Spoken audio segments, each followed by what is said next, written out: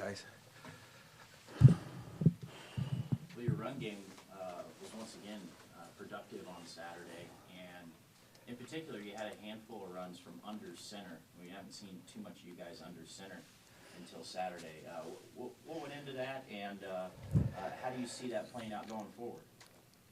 Well, you know, when we lost the tight ends, we've had to make some adjustments in our run game. And then with a freshman quarterback, you kind of grow week to week too, and you see what his skill set is. So I think we're learning more about Will each week. And then we kind of, with Vanderslice as a tight end and moving those guys in there, we just felt we were better on some of our plays to go underneath center. So I don't know that it was a big deal. We'd done that before in years past, but it worked. It worked fairly well the other night. But all those packages can be expanded based off on who you play. What do you think of Ellerson Smith so far this season? Well, Ellerson is a very good, as you all see, he's a very good football player, and he's kind of grown into that body. I mean, he's always been a big man, but he's really expanded his game, and the more physical strength he gets, the better pass rusher and defensive lineman he is for us. In previous years, he was probably just a pass rusher, but now he's became a whole defensive end for us, and he's been very productive, of course, the last few weeks. What makes it so challenging to block him? Is it his long reach, or does Well, he get his hands on you? Or? Well, he's so long, and he's got long arms, and he's actually got great hips. That's what really sets him apart. I mean, everybody sees the size. When you put him in the weight room, you know, he doesn't look like a guy that's going to go in there and outlift Brinkman, but there are some lifts that he is that strong because he just has the leverage, and he just knows how to put it all together. So he's actually he's got great hips, and you know, his coordination of timing of leveraging people is what really makes him a different kind of player. Injury-wise, how'd you come out of that one on Saturday? Actually, we came out okay. I know we saw Flater come out, but I don't see anything wrong with him. It appears to me that everybody played last week will play this week, and unless something comes up, but I saw the report this morning, so I don't foresee any changes unless something happens during practice this week. Kind of alluded, but Bohr is out for the year. We actually get Roosevelt back too, because Roosevelt was out last week. Tristan is out for the year then? Yeah, Tristan is out, and Briley as well. Briley's out for the year? Yeah, a high probability. I mean, it'll be weeks before we figure that out. So, yeah, I would assume those two would be done. Well, obviously Briley hasn't redshirted, but will Tristan be able to redshirt? Tristan has the ability to too, because he actually had one more year even after this. So he's gonna. He actually is a teaching major, so it kind of all fit for him because he's got to go do his student teaching and things like that. So we'll see what transpires. But yeah, as of right now, he had those things too because he walked on. He actually came here from Upper Iowa, I believe. So to be right, he could potentially have 2 years left, 2 more seasons. I'd have to look at that, but that's a possibility. Yes, I got to look at his background because he wasn't here the whole time because he's been a couple different places. Speaking of Bryce Flater, he's been pretty impactful at linebacker, and he wasn't a highly sought-after recruit. And he took advantage of an opportunity last year where it was 2 or 3 guys went down at that position ahead of him. What does that say about him? And also, too, like I said, the impact he's making. Well, Bryce really, like you said, showed up last year after Kolarevic went down and a couple other guys, and he just kind of got better. But he's another hard hitter, and he just has learned the game. And he's kind of had to learn the game under the gun a little bit because he wasn't quite ready to play last year in the coverage aspect of things. But he really had to understand that it's more than just running and hitting to play linebacker here. And that's where he's really developed his game. He's got a good sense in coverage. He's always had a good sense of finding the ball in the run game. And he's developed himself into a cover linebacker as well. So that's why he's a 4-down linebacker for us instead of just maybe a 1st or 2nd down linebacker. So he's really improved his game. And where you credit him is, what makes him different is his tenacity for the game, his passion for the game. When you put him on a football field, he just has a way that he wants to find the football, and he's just got that will to find a way to get to the ball. So, I don't know that you teach a lot of that, but he has that. Sorry to interrupt you a little bit. Roosevelt, what was Roosevelt out for? What did he miss this last week for? The injury at Weber, so Was it lower body, upper body? upper body. So, but he's back and ready to roll this week. We didn't see Jalen Rima on Saturday, and then I understand it's because he is redshirting. What can you say about that decision? Player development decision, or is there something else? No, what I'd say about this is everybody deserves to have a great senior year, and I've always felt Jalen Ryan was a special player. So he's going to redshirt, and he entered the transfer portal, I believe. So he has a choice now to do what he wants to do, but he's looking to have a great senior year, and we support him 100%. North Dakota State this Saturday, it's their homecoming game. Just talk about this challenge coming up this Saturday. Oh, it's a task. They're a great football team, and you watch them go to Illinois State, and I thought Illinois State was a great football team. They went to Delaware and did a number on Delaware. So when they went on the road and did the things they did, that's what caught my eye.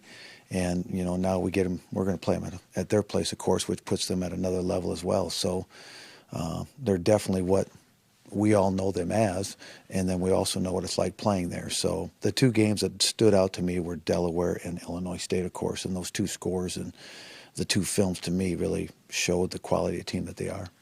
Do they look much different, Coach, than what they did under Coach Kleiman, new head coach? I don't know that they look much different. I mean, they're still running the power game. They may call the game a little bit differently, but it's the same sets, it's the same alignments. As a fan, you'll see very similar type of football team, and of course the personnel. The new quarterback, everybody's looking at the quarterback, and he's a heck of a player. For a young player, I mean, he's really got a talent to run the ball as well as throw the ball. So, and then of course they had a lot of guys coming back. So, but they look much like they have over the years. You look at their tight ends. They've got 11 catches this year, but 7 of them won for scores. Is that just something they look for when they get goal line situations? I missed that part. The two top tight ends have 11 catches, but 7 of them won for touchdowns. Okay, better defend them, huh? So I think it's more their style of offense is, they've got, like you said, they're going to have, like Gary mentioned, they're going to have 4 tight ends. I mean, they got 2 really good ones, but they're going to have 4 on their roster that can play.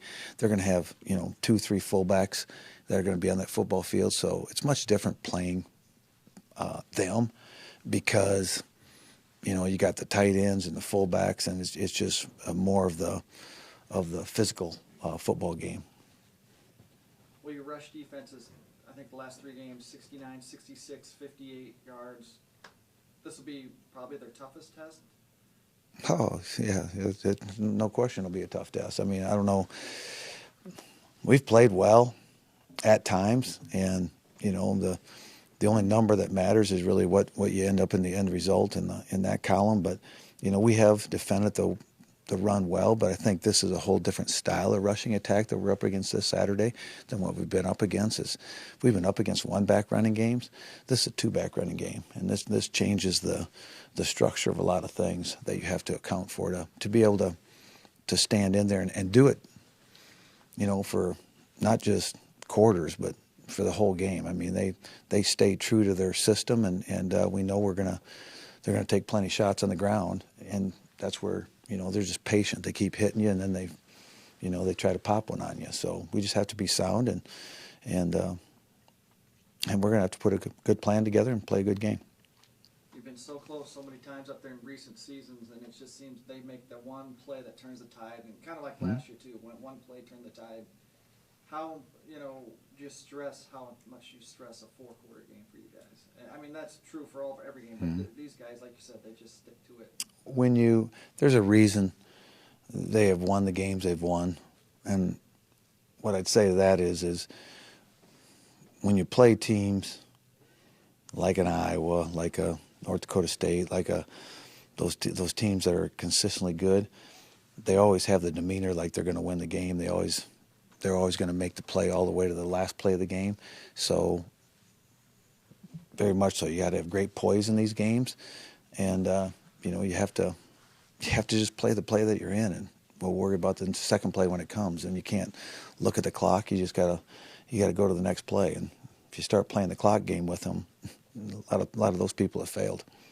I've asked you this before going into playoff games, but against a top-ranked team, how do you go about wanting to add some new wrinkles, some new things, versus going, well, let's just do what we do well, and because we can execute that. We know we can execute that. Oh, there's a lot of doing that. I think this game, when you're home and a road, big difference. We just had the advantage of the home field this past weekend, and it showed and it paid off for us. Whereas in this particular game, that's what they have the advantage of now, and that's when you talk about the close games that we've gotten into on the road. It usually is you build up some momentum at their place, and you're doing some good things, but their crowd can bring them back at any time. So, I don't know that you go in there with a lot of things that you don't do. You better do things well, because your players, you only got a couple days to prepare, and we're just going to go in. We're UNI football. We'll just go in and play UNI football. But along the line with wrinkles, you've talked many times about the athleticism of Zach Kibbe. Is this a time where you maybe be able to, you've been holding him back and maybe you might have something? I was going to do something, but now you mentioned it's out there, so I probably won't do anything now. No, it's, you know what, it's, as we all know, this is a very good football game, and we'll put our time and into it, as I'm sure they will. And it's a big game for them, because it's their homecoming, and every game to them or us. And they're all big games right now in this league, and we were glad to get the one Saturday night, and we got to put a plan together to see what we can do with this one. Will had his struggles on the ground trying to get his run game going Saturday. How much of what he's doing back there as a runner is predetermined versus him learning as he gains more experience on when to pull and when not to pull that ball? Will has progressed. I mean, you've seen him at the Iowa State game and kind of saw him grow. We're all kind of seeing him grow in front of us, and he's not playing a perfect game by any means. He's a redshirt freshman. He's playing a very good football game right now, no matter what year he is. What I see in him is what we ask of him. We got to make sure that he can handle and not put the load of the game on him. But he's throwing the ball well. There's times that he gets a little excited in the pocket. He's running the ball well, and sometimes, he wants to do something when he should just play the play and stay with his keys. But you never want to take the reins from him either, because I think that's what makes him different, is that he is a guy with a lot of energy, and his game is the way that he can manufacture a play out of nothing too sometimes. So you got to let him play and just kind of keep him in check and keep the turnover factor down, and he's done a good job of that himself, of staying away from the turnovers. But there's a lot to do with how you design the play to help him, stay out of those kind of situations. With the noise factor you'll have on the road, and with Will really having to direct the offense for the first time in that environment, anything you can do special to kind of help him be prepared for that? Well, we've talked about that. That's something that, as you know, as all you can tell somebody about it and try to simulate it, but until you're there, you don't understand it. And he will get a quick understanding of this in the first drive, I'm sure. So that's what we have to do. We have to prepare him, not just him. There's some coaches that need to prepare for it. And you think you got some great scheme to figure out how. There's a lot of people that went in that building and still failed because of snap counts. So we just have to make sure that I have to make sure that I get it across to him what we need to be clear for Will, so he can be successful, as well as the other 10 guys, because to operate in sync, that the loudness, it does play a game in this, and it played a game in here. So we all know it from our side. It's a little different when you're on the other side of it, because a dome building always triggers much more noise on the floor than it even does in the stands. So we get the full effect on the floor. How much do you get a chance to keep up with the guys that are in the NFL? And what do you think of what they've done so far this season? I haven't seen their stats. I keep track of where they're at, and the one I kind of kept track of a little bit, probably more than recently is L.J. Fort, because I saw he got released by Philadelphia, and I'm more concerned that they're on the teams than what they're doing within stats and stuff. And he was with the Eagles, and then when he got let go, that's where I kind of checked in. And now that he's got picked back up by Baltimore, is it Baltimore that picked him up, the Ravens? So he's with the Ravens now. So, yeah, I just want to make sure that, you know, my hope is they stay on those teams, but at any time things can happen. So, and then I just found out that the Eagles are first in their league, and that's D Hall. So, and then I found out that the Chiefs got beat the other day, which is Xavier. So I try to keep track of them, but I don't. I just kind of get it sporadically early in the morning. What do you think of a guy like David Johnson and some of the community work that he's done too? I've had a couple of interviews with the Arizona press on David, and been out to Arizona, and just the buzz about David Johnson is what Phoenix found out about David Johnson. He's more than a football player. He is completely involved in the community.